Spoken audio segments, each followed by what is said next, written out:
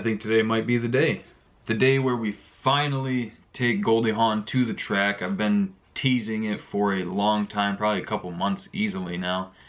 And today we might finally have the chance to. It should pass tech now. Got the windshield replaced last week before. Everything else should be good on it. All we got to do now is just wait for the weather to clear up. It was raining earlier. It just stopped maybe an hour ago, and the track doesn't open for another 5 hours anyway. So fingers crossed that everything will work out. The track is supposed to have dryers to dry the lanes and everything, so it should be good. The main thing now is just waiting, which is my least favorite thing to do. Probably the most impatient person in the world. So instead of just sitting here on my ass, we're gonna do a couple things that are necessary. One, we gotta go fuel the truck up. It is down to about a quarter tank right now in the way that I put the fuel pump in. All that fuel sloshes away out of the bucket, and that's no bueno. Fuel starvation, you don't want that, especially in a boosted application. So we're going to run to the fuel store, get some ethanol, and I'm going to just go over a couple other things, make sure we're looking good, and then probably hit the road by then. We'll see what happens. Anyway, first to the fuel store.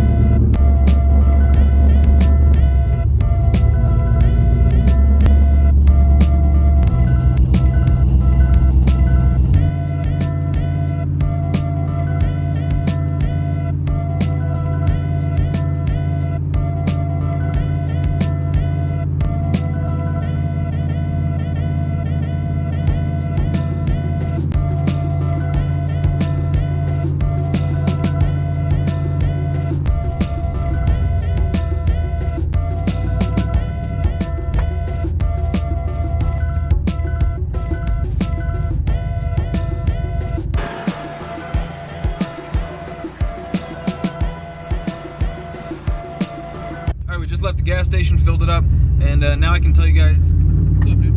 Now I can tell you guys about what kind of mileage I'm getting with the 85. On the last tank I went 209.5 miles, which took 23.7 gallons, so almost 9 miles a gallon on E85, which is not too bad. On just gas I was getting, I think, about 12 or 13, so it's a drop, but it's not too much of a drop. So now we just keep waiting, I guess. Fucking hate waiting. Alright, just got to the garage, finishing up a couple M&Ms. Got here to pick up my dad so that he could come with me, tag along. And he doesn't want to drive there, so he is hooking onto the trailer right now, over there. And we're just going to haul Goldie Hawn out there, just in case something breaks. It's like when you go on a road trip and you don't carry jumper cables and then your battery dies all the time. It's better to have the trailer and not need it than to need it and not have it. So we're gonna load the truck up and then probably hit the road. And yeah, just for the record, I do feel like I lost a couple man points not driving out there, but better safe than sorry. Well, sometimes things just don't work out. I got a buddy who's on his way over to the track, and he just sent me a text saying that they canceled the test and tune for today. So that sucks, but maybe next week we'll have better weather. I know Onondaga is going until the 27th of October, which is another, I think, 3 weeks. And I think Martin, US 131, I think they go until early November, so we still have a few more chances, but man, that really fucking sucks. Clear that way. We are now clear this way.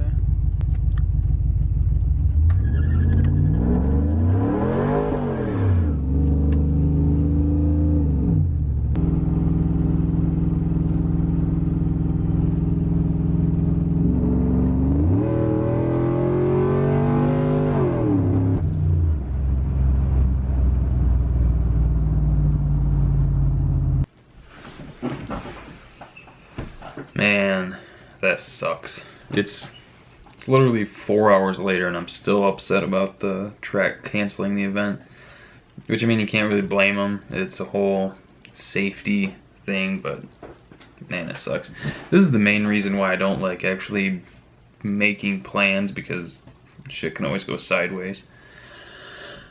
And I feel like an asshole now for posting saying I was going to be at the track, and now I'm not at the track and I don't have shit for a video. So, oh well. I edited the post that I put up saying my bad, and asking if anyone had any questions or anything, to do a quick little Q&A, and there were a couple. The main one is Jeffrey McDonald asked, "What do you do for work?" That's my question. You seem like a busy guy. And I am busy, but it's mostly self-inflicted busyness, because as of moving back here, I don't have a real job, I guess you could say. I'm mostly like a whore, just doing odd jobs. I like to kind of doll it up and say I'm a freelance mechanic, and basically I just do a bunch of odd jobs. People need work done on something, they bring it to my dad and I, and we fix it. It's a pretty broad generalization, because we work on everything from tractors to crew cab dually diesels for logging companies. But that and a little bit of side money with these YouTube videos is for the most part what I do. And a few days out of the week I just stay home and watch the kiddo. Got a 9-month-old son who's actually sleeping in the room next door, so trying to keep my voice quiet. But I'm busy because if I don't stay busy, then it drives me absolutely insane. Like, if I have any moment of free time, I will implode. It's ridiculous. It's probably unhealthy, but I just constantly have to keep doing something. But aside from that, yeah. I have had real jobs in the past, and I think the most notable one is I worked for Line-to-Line Coatings in Clarkston, Michigan, which is a really cool place. I definitely recommend you guys check it out. Even if you don't need anything done, just check it out, because they do more than just decorative powder coating. They do this thing called abradable powder coating, which is like piston skirts and stuff like that. Anything that needs a really tight clearance. They make this shit that you spray it on there, it'll take up the clearance and it'll wear away to that perfect. This is quickly becoming a commercial, but I really liked that place, and I'm friends with most of the people that work there. You know who you are. No, I'm friends with everyone that still works there. But yeah, that's why I rock their sticker on the truck, because that place was awesome. I liked everyone there. And I've worked at a welding shop for a little bit, welding up frames for like farm implements. I was a knife salesman when I was in community college. And let's see, what else did I do? There's some I'm forgetting. I've had a bunch of weird jobs. I worked on a farm for a little bit, which sucked. Shoveling cow shit. That was horrible. It was shoveling cow shit and feeding this dude's oh god, what are they called? Like, they're sled dogs. I fed their sled dogs. That I quit quickly. I think I was only there for like 3 days and I said nope. That sucked. Yeah, I've had a bunch of weird jobs. There's still some I'm forgetting. But yeah, I always try to find ways to make money on my own, because I am a very, very bad employee. Like, it's stupid how bad of an employee I am. I'm one of those people that has the mindset that I'm not good at being told what to do. I always take offense to it. I don't know, it's something wrong with me, but yeah. So currently no real job, but just constantly hustling. So I don't remember if there were any other questions. I don't think there were. I think it was just a bunch of people that were really excited about taking the truck to the track, leaving comments about that. Kill all tires, gotta do a short burnout flyby video now. Yeah, I do. If she runs 11s on 240,000 mile engine, you'll probably make a world record. I don't know if it would do 11s. It would. I was really hoping for like high 12s just to get into the 12s. Because I've never run that truck before. I've got an idea of how it performs, but like even when I was in the black truck, when I was actually in it driving it, it felt like a 14-second pass, and then it was 16.4 I think was the fastest it went, or 16.2. No, 16.4 was the fastest it went. I actually, because these were my first ones at the drag strip, I framed it because I'm a sentimental twat like that. Zachary Earl says he'd love to meet, but he's building his truck right now. I get that. People saying they're curious what Goldie would get, depending on the density altitude. Guess mid to high 12s. That'd be nice. The main issue I think that I'd be facing is not so much the street tires, but the stock converter, because I'd be launching at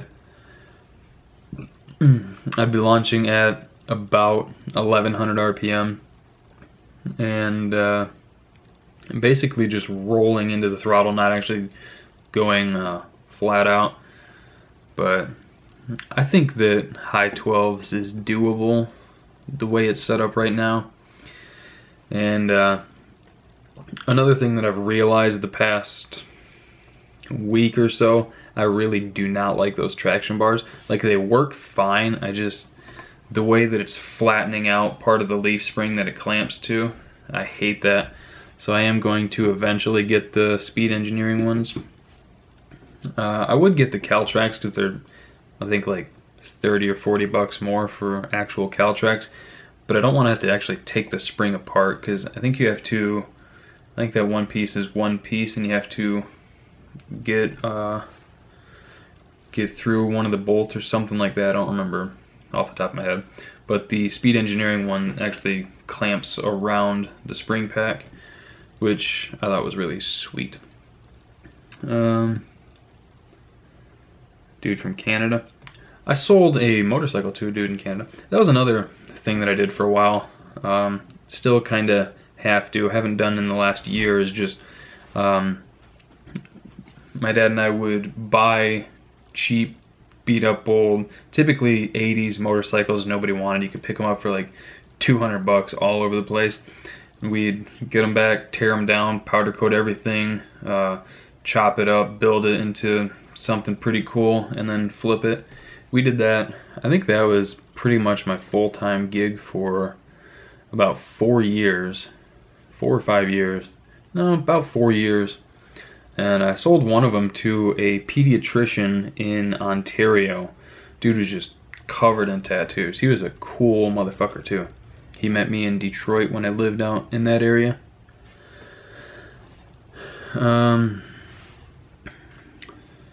They canceled your last race at your track too. Fucking man. Yeah, that's all of them. Ouch. Ouch. What else? That's, still trying to figure out what I want to do with the black truck. That I think the last video I mentioned where it pulled the stud out, or maybe I just filmed that. I don't know if I actually put that out yet. No, I think I've mentioned in the last video it pulled the rocker stud out of both number 8 rockers, intake and exhaust. And my dad forced it back in there, and it almost immediately pushed it out again. Like, I don't think he even got to 2,000 RPM, 2,500, and it right out. So we're trying to decide, well, I'm trying to decide. My dad's pretty much already made up his mind on what I should do. I'm trying to decide on whether I want to drill out and tap the rocker stud, or drill and pin it. And my dad is leaning, he's trying to talk me into just, well, I talked to him earlier and we're both kind of unsure now, but we're thinking about just patching that, because we both want to play around with the truck with a 355 in it, and then probably steal the 5.3 out of James Brown, slam that in it, and that wouldn't be hopped up or anything at first. It would just be the stock motor, stock manifold, stock cam, stock everything, just get it running and driving, and then start doing things with it. Just because we both like to watch vehicles evolve, we don't want to just final form it. We like to have fun and do different iterations of things with vehicles. So, I don't know. Plus, I'm a really hard-headed person. Once I kind of get the seed of an idea in my mind, I just get tunnel vision for that. So, like, one day I was just sitting in the garage looking at that 355, and I was like, man, it would be so easy to just write in the black truck. And so that was kind of stuck in my head. And now here we are. Now we've got rocker stud issues. And we're not debating, I keep using the word debating. We're talking about whether or not we actually want to pull the heads off to drill or tap the studs. And we're thinking that we can just drain all the coolant out of it, put air to the system, pressurize it a bit, and as we're tapping it, it should blow all the metal shavings out. In theory. In practice, will it work? We don't know. But it's kind of like when you're threading exhaust pipe in your in the manifold, and you have the engine running while you're drilling through it or something like that. But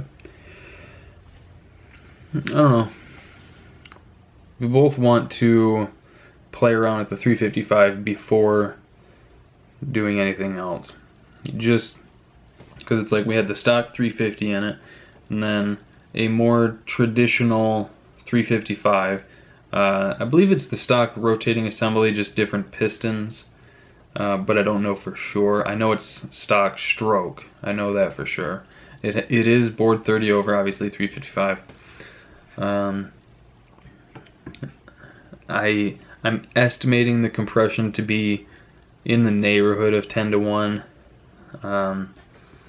I know it has the 76 cc chamber heads, and it has 1:6 ratio rockers. The cam is pretty good for a small block Chevy. Let's see if I can remember off the top of my head. The duration is at 50 was like 246, 252. I think it was real close to that. And the lift for standard rockers was 512, 530, something like that. So with the 1.6, that would make it, I know the exhaust was like 565, something like that, with the 1.6 rockers. So I mean, it's a hefty little cam. I know it works with those springs. Well, no, yeah, I know it works with the springs because all the other cylinders are fine. It's just the number 8 that's popping the rockers for some reason. So I think I'm on the laptop right now. I think I'm going to probably just order don't know if I want to drill and pin the studs or if I do want to do the screw-in rockers. I think I'm going to do the screw-in rockers. I think I'm going to do the screw-in rockers just because, man, I don't know. They both seem like the exact same level of difficulty. I mean, with the pins, you just drill through, slam a pin in. We wouldn't have to pop all the studs out, so that's a plus. So that is like one less step. So maybe I'll go with a pin kit. I think they're about the same price for a pin kit versus some cheaper screw-in studs. Let's see. This one like Chevy rocker stud. Pin kit. Yeah, Mr. Gasket has it for $18.36. So it's not like it's expensive at all. And I think Summit has, yeah, Summit has the screw-in studs for 20 bucks, but that's just for 8, so 40 bucks. So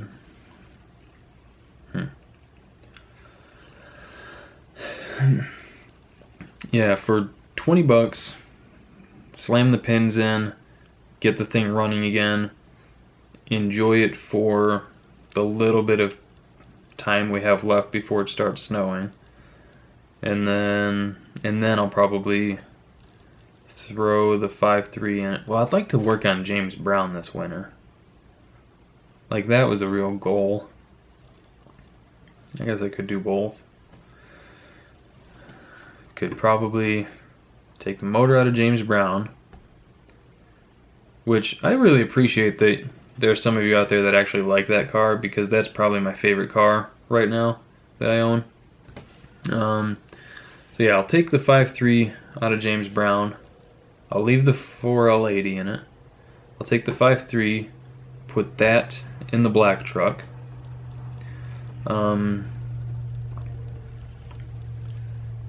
I gotta deal with the transmission torque converter adapter shit, which I think I'm just going to go to Advanced Adapters and get their thing. Just the spacer and a flex plate. It's like 170 bucks. I know it can be done cheaper, but I'm tired of buying things twice. And then I can use these stock manifolds for a while and just make some exhaust. I'll need hoses. I can reuse the hoses, reuse the radiator. I've got an electric fan for it. I have to finish the wiring, which has been half done for a few months now. I can... Oh man. What else? I need fluids. I think I want to throw bearings in it just to be safe, because last time I had it apart, I think there was a little bit of play in one of the rods, so I want to throw some bearings in it. And I already put new head gaskets in it. See, this is the stuff that I do all the time. I sit here when I've got some free time and I just think about what I should put this engine in, what vehicle needs an engine, things like that. Anyway, I would just go straight to the 5.3 swap, but man, I'm just so stubborn now. I want that 355 to, I want to just, I don't know, man. I'm grumpy now. I think I've wasted enough of you guys' time. Yeah.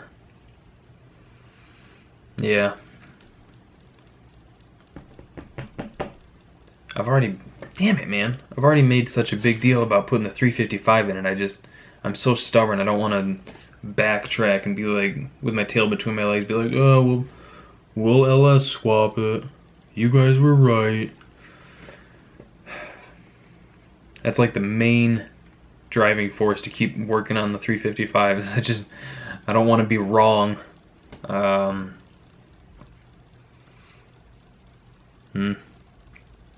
shit, it's been 20 minutes already. Wow. I am so sorry about that. And then plus all the other stuff I filmed. This is going to be a long video. I'm so sorry, guys. Thank you guys for liking, commenting, and subscribing. I'll see you next time. Thank you if you watched this whole thing. I'm so sorry.